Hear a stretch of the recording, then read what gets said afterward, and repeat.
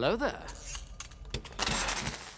Now I can probably count on my fingers how many times a character's death has pissed me off or really bugged me in film or television. Like, I can probably count it on my fingers, and Nacho is one of them. That night that I first watched the episode Rock in a Hard Place, I really thought about Nacho's death. Even after the episode, I followed Michael Mando on Instagram finally, because I feel like that's the last we've seen of him in the show, unless we get obviously flashbacks. But I finally followed him on Instagram because obviously spoilers, and I sent him a message. Obviously I'm so small time that he's never gonna see it, but I sent him a message saying how fantastic his performance was, and it was completely amazing. And he even on one of his Instagram posts, he reposted like the actual script segment of it, and it was absolutely fantastic. I saved that Instagram post as well, just like for future purposes. I can learn and obviously see how stuff like that is written, because it was absolutely fantastic. And why wouldn't you want to use that as an example? It's an absolutely fantastic scene. But yeah, that night I was really bugged out, thinking of, 101 ways in which Nacho could have survived. I was thinking about that. But yeah,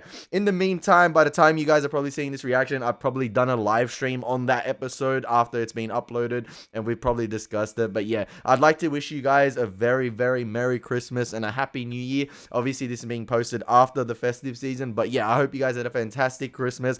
Mine was so hectic. It was absolutely fantastic. Like, hectic in the best way possible. Like, thank you, God, for blessing me with a wonderful family. It was unbelievable, and I hope you guys had a fantastic time, and God bless you all. But yeah, we're gonna get back with the reactions. This is episode 4 of Better Call Saul season 6, ladies and gentlemen. My name is Elie Moses, a 23-year-old law and film shooting for Sydney, Australia, shooting his shot.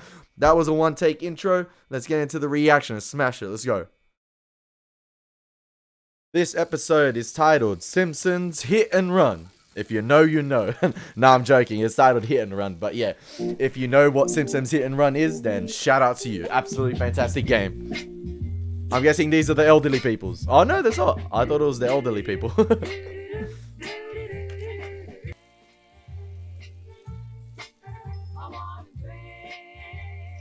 I'm initially thinking to the beginning of season 1 with the skaters. What if this is foreshadowing Jimmy and Kim's future as a couple? Cycling, in sync indicators. I thought it'd be just the trim. Of all the colors, why would you pick that? Use Adobe Red if you want red. What do you even call that? Fire engine red? Tomato red. Their poor neighbors. Man, you can see that house from the International Space Station. They onto something. If aliens came down, they were like, yep, that house. I thought the Westlakes proved their lot was in the Chapman Hills. They paid for a land survey. Really?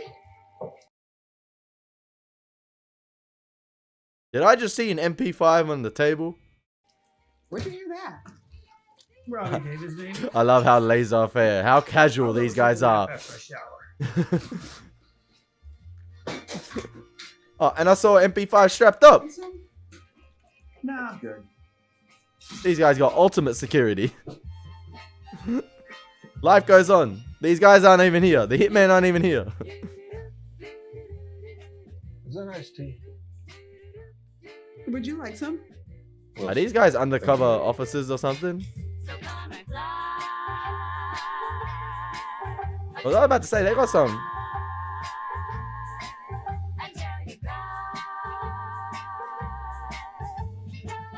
Is that Gus's house? 1213. That's Gus's house. I'm pretty sure that's Gus's house. Black and white phone segment. Yeah, baby. I'm so hyped up today.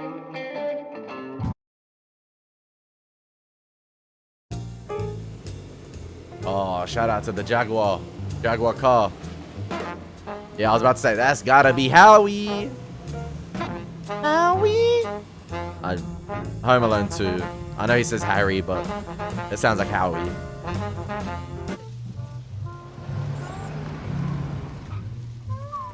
That's some clutch parking. Fair play.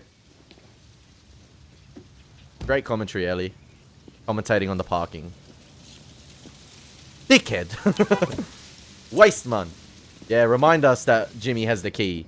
Or the alarm. Or the key. And can control the car. Possibly.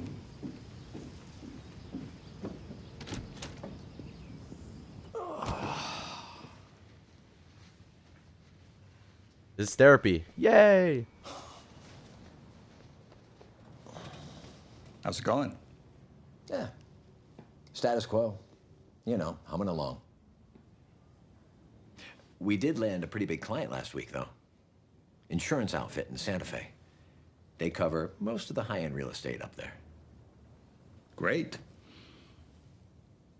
But Howard, I'm not a shareholder. I'm just getting warmed up. I did have a dream.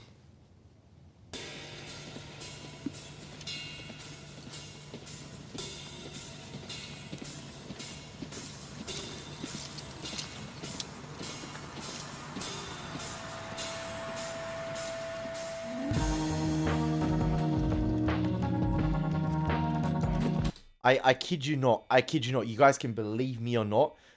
I literally thought that was Howard for a second because of the suit. And I thought, wait a second. Then you saw the dangling keys with obviously the microchip board or whatever it is hanging. And I'm like, okay, that's Jimmy. And you saw the hair. I'm like, don't you dare tell me he's wearing Howard face at the moment. But he's doing Howard face. And I saw the comments on episode 2 man's ticket, and it's clearly an international about flight. So we searched for his gate number, but all the signs are in a language I can't read.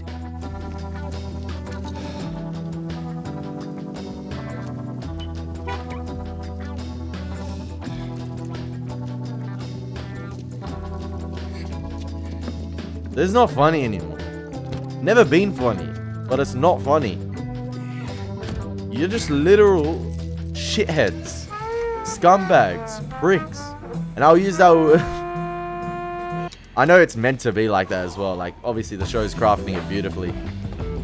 Like Breaking Bad, you see the villain arcs descend as the season goes, like the seasons go on.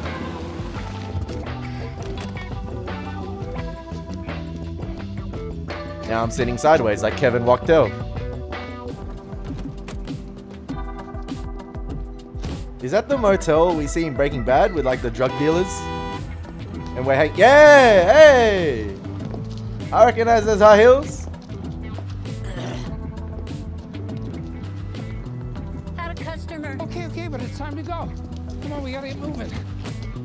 The fact that she, you know, What are you doing? cleared her throat and she just said I had a customer. No. That image in my head, yuck. We gotta move. Getting a root beer. No, we have a schedule. Remember we discussed it. I put 2 quarters in. I will buy you an entire case when you're done. Here we go, right in. Whew. All the way.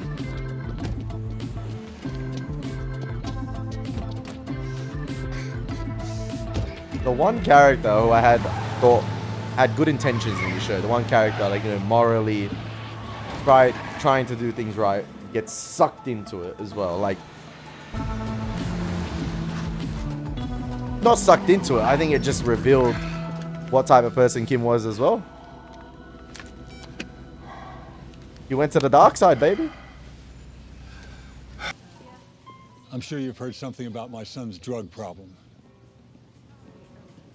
Gregory's struggle gave me a more, let's say, personal view of the legal system. Kim, I think you've got something here.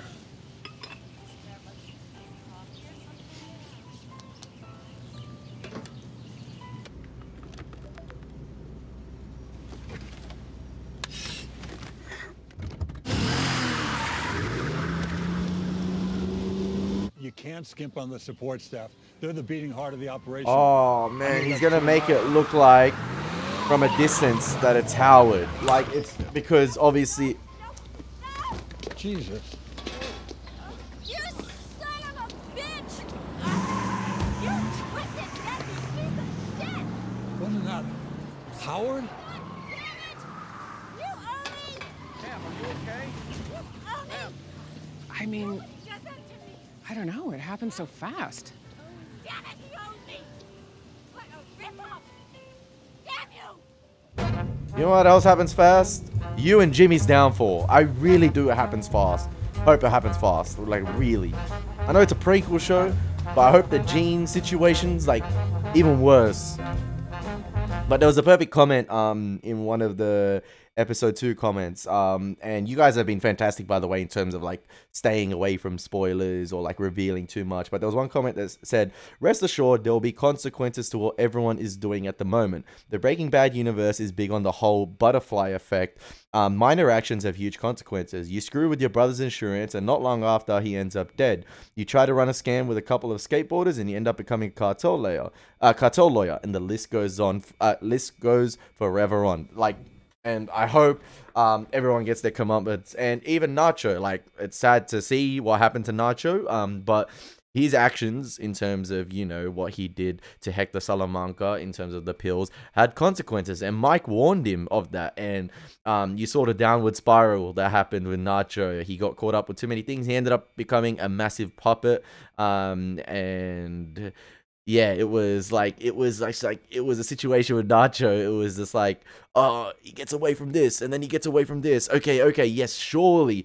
I feel like, but with Nacho, the inevitable was going to happen. Like, he couldn't get away from everything for that long. Like, I feel like he escaped a lot, but in the end of the day, it came back to haunt him, his actions, and it's sad to say, but I feel like Nacho was never going to get away with that, especially how caught up he was with Gus, then how caught up he got with Lalo, and how close he got to Lalo. It was inevitable what was going to happen to Nacho. It was sad, but yeah, it's like, I love how in this and Breaking Bad, actions have consequences and they deal with those consequences, even though how minor your actions may be, or like how minor the ramifications of your actions, what you do, even though they could be minor, the consequences in the future, like, you can best believe that the show is going to focus on them with how excellent the writing is. And it was like that in Buffy and Angel, 2 shows I've also done on the channel, really, really heavy on consequences. And I love that.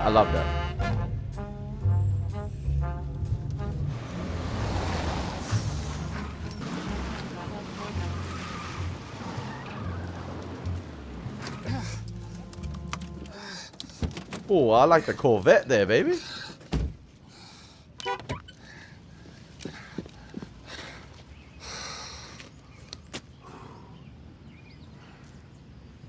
The only hope is that Howard, like, somehow... Nah.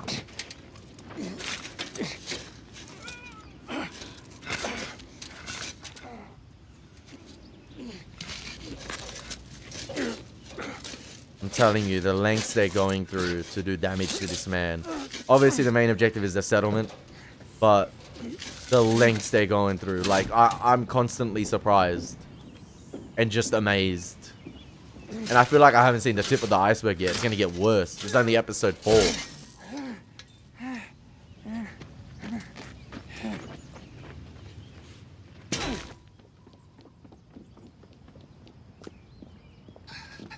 I'll tell you what, Jimmy is very lucky the therapy session lasted that long.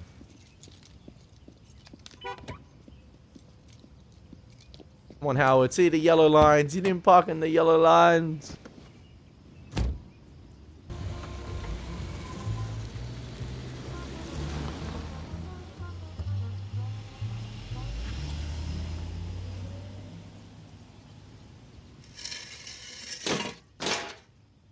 The timing. Legal problems, give me a call. Anytime, no charge. Thanks.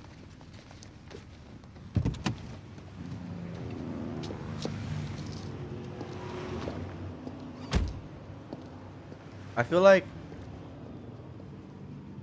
Kim's such an interesting character in this show, because obviously we've seen from the get-go, and I've said it here firsthand, I've rooted for her from the beginning, but as soon as she fell in love with Jimmy, and you know, you've seen these moments in the show where she's on the verge of breaking up with Jimmy or calling it quits, she gets sucked back in. And I feel like her true character has been unveiled. Like, she's turned to the dark side now. But it's these little moments again. I feel like the show's trying to remind us that she is doing some good.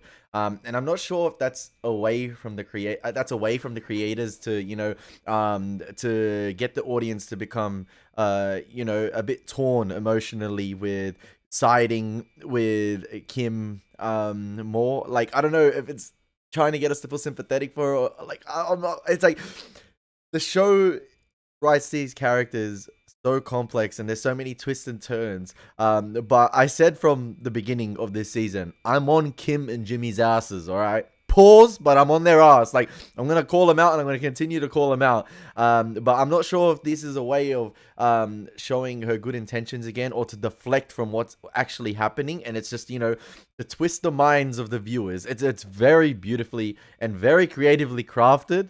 But, I'm not going to fall for it. I'm in that zone at the moment. Because as you saw with the Kettlemans, she can go nuclear on them. And she's good at what she does. If anything, she's better than Jimmy, because Kim is very, very good at masking it. She's very, very good at masking it. Jimmy gets caught out, people call him out, and then he gets the save from Kim. And you've seen it multiple times when people have called him up and, like, hit the nail on the head. Kim will be there to save the day. You saw it with Chuck with the switching of the numbers. Into the loading zone, and I start scrapping with this hunk of metal. Telling Cliff what I'm doing, what I want to be doing. All I'm thinking about is I got to stretch this out until you get there. But then, I don't know, I kind of got caught up in it. And then Cliff went for it. I mean, like, really went for it. What does that mean, like money? I don't think he'll write a check himself, but he knows people. And I think he'll deliver. You're kidding. I know. How great is that? This is unbelievable. Are we on a roll, or are we on a roll? You're not on the roll, because I'm going to call you out on that roll. This ain't the local bakery, fam. It's done. Elie Moses is on you. You ever feel like you're being followed? When I dropped Wendy off at the motel, I'm not sure if that's a she was callback. being watched by some undercover cops, but then when I drove away, that same car was behind me. I feel like that's a nod to the Gene Right black after I and white spotted them, they sequences we see. disappeared. Well, you know what they say. The wicked flee when no man pursueth. You think we're wicked? No? What? Y'all more than wicked. Y'all twisted. I think you're wicked hot. That's zero riz. I don't care. Zero riz. All right. Listen to the voice of experience, okay? You know why you're feeling like this? Because we got away with it. It seems too good to be true. But trust me, nobody is following you. No one knows what we're doing except for us. Okay? Great, thanks. How's it hanging, Steve-O? Shoes, belt, jacket. Sorry, what? Shoes, belt, jacket. Seriously? Since when? It's procedure, sir. Sir?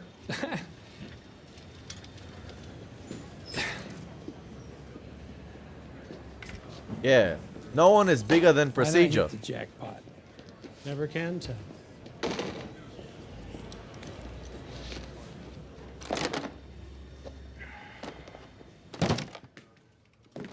Hey, how you doing on this beautiful day? Yeah, the charm ain't working. Did you And I'm catch glad. that cookie bouquet that I sent for Carlos's birthday? Because I put a few extra white chocolate macadamias in there just for you. What do you need? Nothing. But I have a friend who could use a preliminary hearing rescheduled. Gonzalez v. New Mexico. I don't believe you two have met.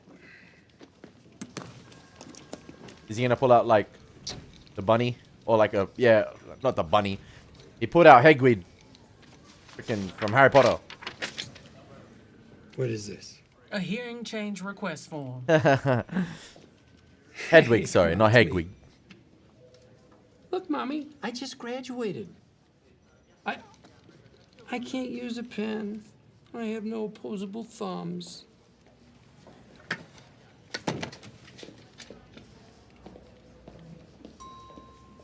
I like to see that.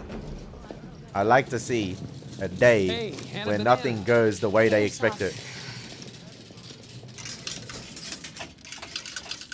Something must have happened for everyone to be treating them like that.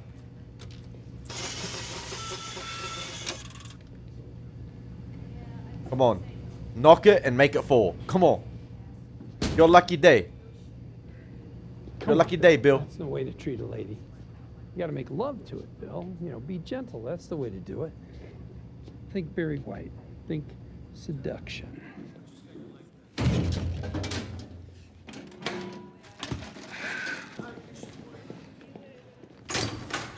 What the hell is going on? How come everyone's treating me like I'm covered in oozing pus sores? Something happened with the Lalo case. When you're just a regular bottom feeder. But this. This? What is this? I understand advocating for your client. Yeah, Deep in my heart, I get it. word But spread. you scammed the court. You scammed the judge. And for Word what? has spread. To get a murdering cartel psychopath back out on the street? It's just wrong. It's a lot of big talk, Bill. Prove it. Prove it, Bill! There's proving, and then there's knowing. The oof meter. Hey, you don't want to go back to county, do you? Nuh-uh. Okay, so the meetings? I'll go. Great.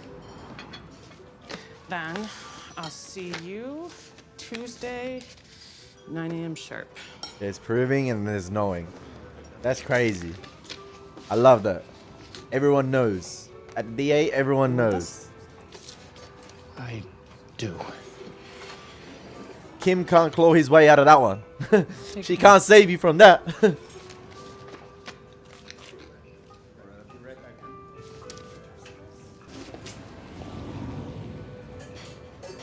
Abe, would you mind watching my stuff? I was about to say, knowing Kim, she's probably gonna approach that car herself. Like, she got the biggest balls in the show, probably.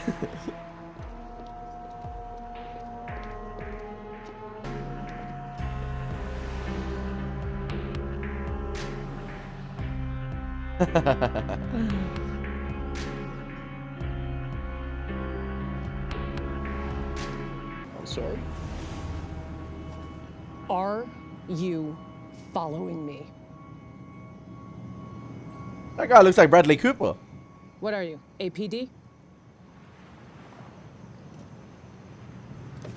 Bradley Cooper know and what? Lord Voldemort together. Let's I go. think you're following me. And if you're not going to identify yourselves, then I'm calling in your plates because I feel threatened. Sorry if we've disturbed you. You have a nice day, man.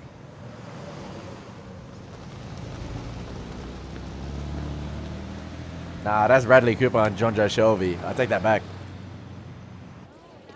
Today? Yeah, I have an opening around 3:30. Oh, I'm working out of my satellite office. It's at Juan Tabon Skyline. I'm letting a nail salon use the lobby, so office is in back. I'm letting a nail salon Great. use the Your lobby. name? Dante. See you then. Dante. Saul Goodman, speedy justice for you. You get these people out right now. What, these guys, they bothering you? Not them. Inside. Oh, so it's worse than that.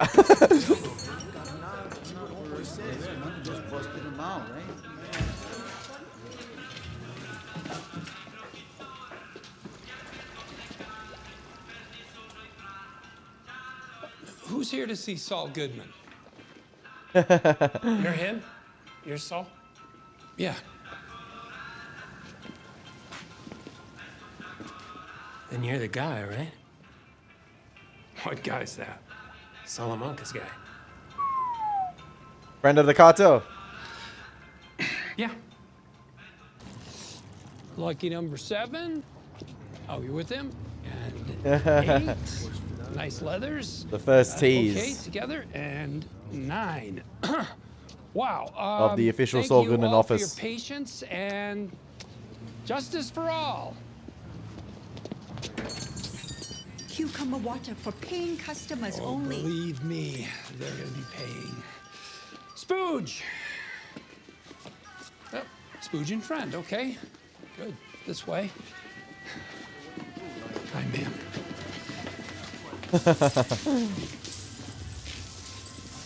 All done for today? There you go. Just keep it, Shelby. Thanks, Kim. See you tomorrow? You bet. They're gone. Oh, Mike. I'm sorry? My guy. The 2 men that were following you. They're gone. Is this our first interaction with Mike ever? Do I know you? Answer. Would you mind sitting for a moment and I will answer any questions I can?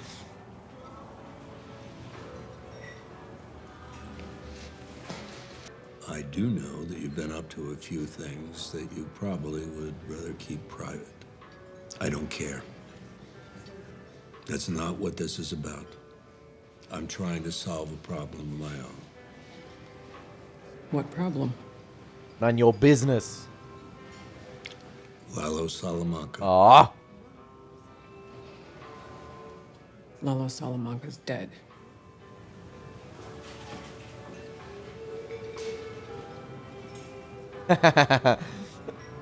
He isn't. I love the acting from From Mike. watching man. anyone in my contact. You don't need words to say something powerful. Most likely he'll never reach out. He's got bigger fish to fry. But in the 1,000 to 1 chance that he does, It's a bad day at the office for Kim and who do Jimmy. you work for? I said I would answer anything I can.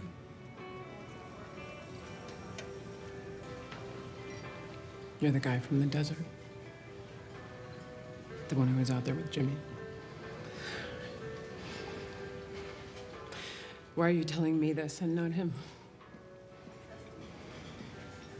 Because I think you're made of sterner stuff. Hey, that is true. I said that earlier on. All right. Now here's what's best for everyone. You spot my guys again, which I'm hoping you won't. Let them go about their business. Just pretend they're not there. And pretty soon they won't be. You and your husband, just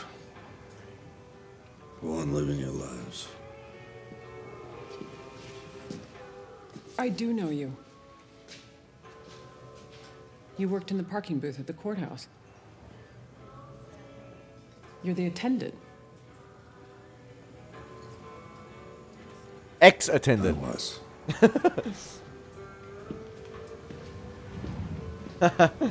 Simpler times.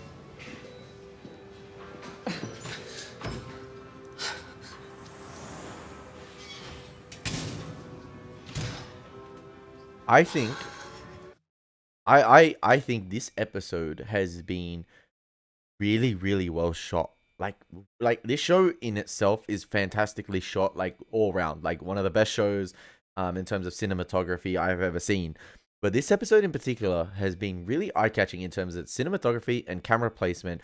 There's been a lot of scenes where it's been half and half in terms of the framing, where the camera would sort of place a character on the right hand or left hand side and divide the entire frame with something else. Like there was a beautiful sort of split frame shot when Bill was talking with Jimmy.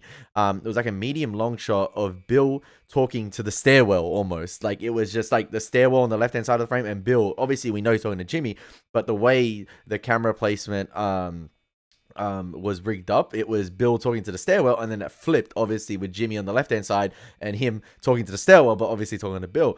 And then there was some beautiful cutaway and pull away shots where it was within the same cafe but it make sort of like Kim and and Mike himself really small in the frame. Like, they utilize the frame to great effect in terms of showcasing the location. Like, they'd cut away to like a medium long shot or a long shot, and Kim and Mike themselves would be really small in the frame, even though it would be the same location. Like, it wasn't like the camera was placed across the road and, you know, they'd make Kim and Mike smaller that way. But it was like, I feel like they're using a different type of lens, or it's just a camera placement where it'd make Kim and Mike themselves really small in the frame. And like, I noticed this episode, there's a lot of shots where the characters would be either the left hand side or right hand side of the frame, and the rest is occupied by something else.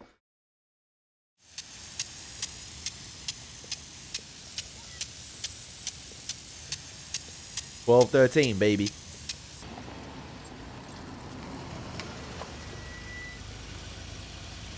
Maybe those individuals at the start are working for Gus, just because of the weaponry they have. And just because of the camera placement as well.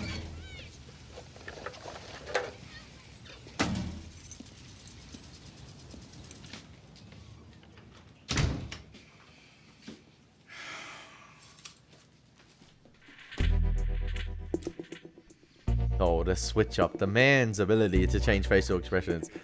My guy looked like a happy father coming home to see his kids. Smiling. The door closes. Man turns into the Joker.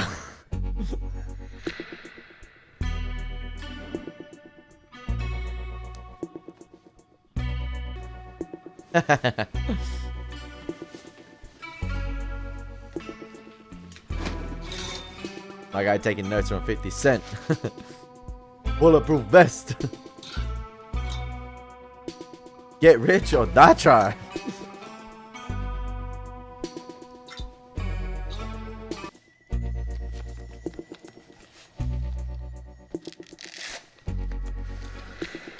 Always gotta stay strapped.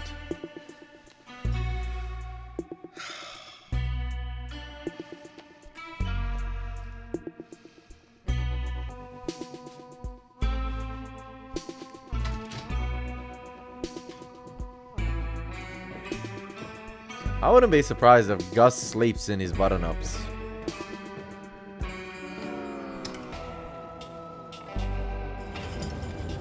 I love how carefully organized everything is. Like, the finer details. Like, meticulously sorted. Everything has to be perfect.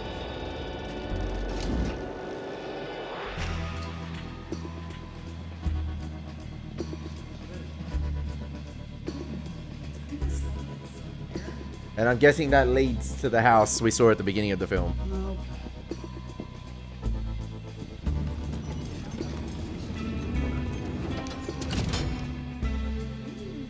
A neat way to begin the first, like the start of the episode. It's almost as if they don't exist.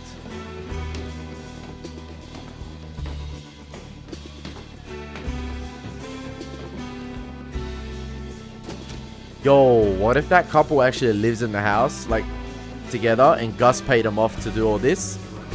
And they're like, you don't exist. Like, or these operations don't exist at all. You carry on living your day-to-day life. There was a green Ford van.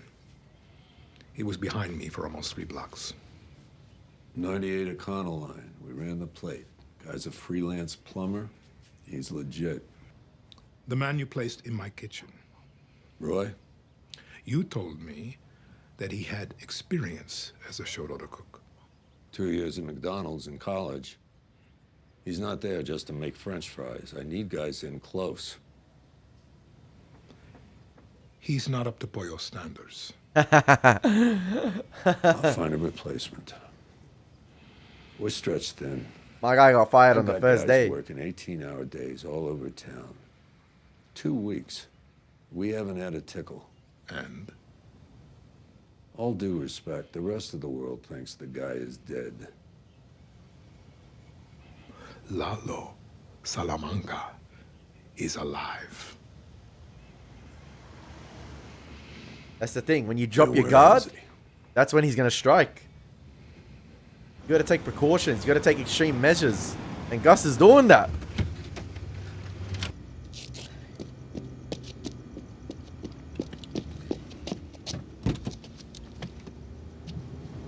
Hey. Hey. How was your day? Oh, this is where what are we he doing here? eventually Take a leases. look. What do you Yeah. think? About what? My new office, potentially. Come on. This is the corner block.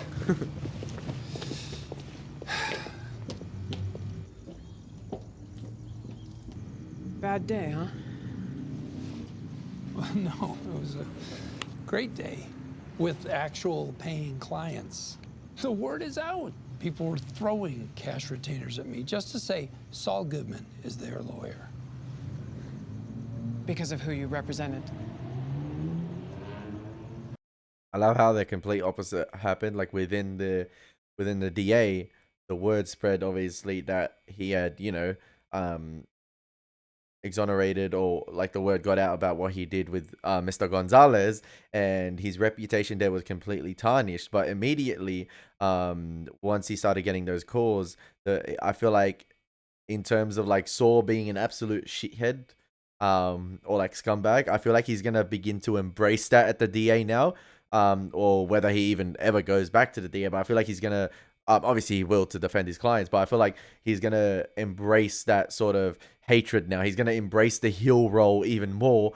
That the word got out to the criminals of the world, or those that are doing certain things, because word got out that this individual got freed, or got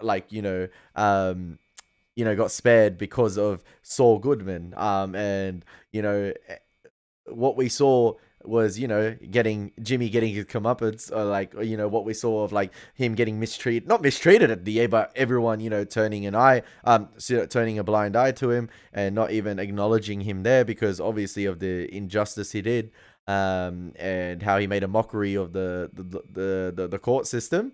I feel like he's turned that and flipped that now, in a positive way for him. Obviously, I don't think it's positive, but this is where we get to see the character of Saul Goodman coming into his own, I guess, a bit more now. Obviously, now he's renting the office and he gets to operate by himself, and he, I guess, basically gets to give a big FU to the DA if he continues to find these loopholes and embrace that role now of doing multiple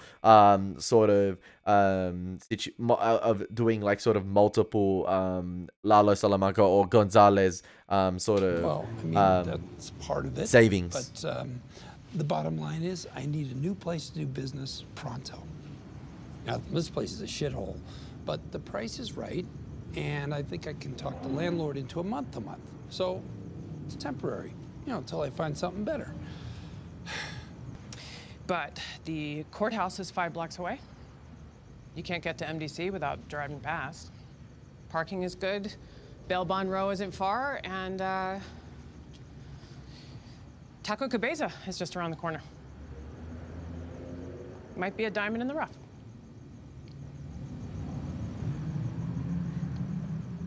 Just promise me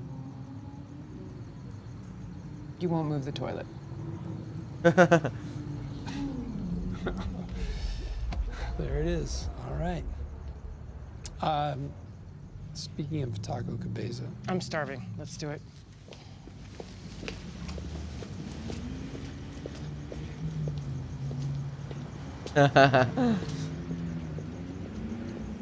Better watch your back.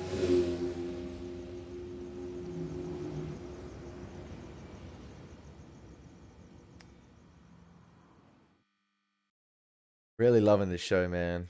Really loving this show. Really, really, really, really, really, really loving this show. And I don't want it to end. I don't want it to end.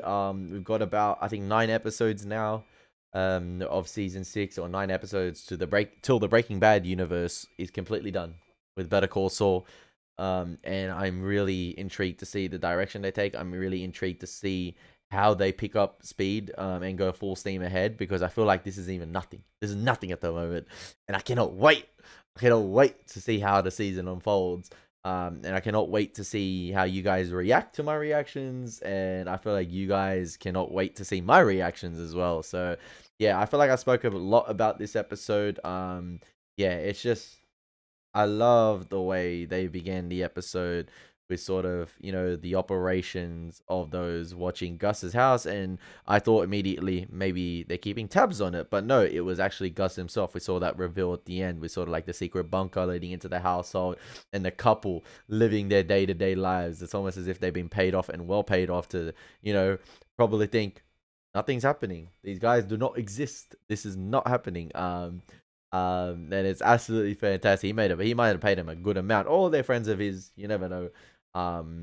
But yeah, it's almost creepy in a sense, like the way that Gus was just able to continue walking by and all playing their board games in their bedroom downstairs. It was just like, okay, like in a way I was just like, I don't know, this show continues to surprise me each episode. And yeah, I hope you guys enjoying my reactions as always. Been your boy Elie Moses. Take care. God bless. Peace.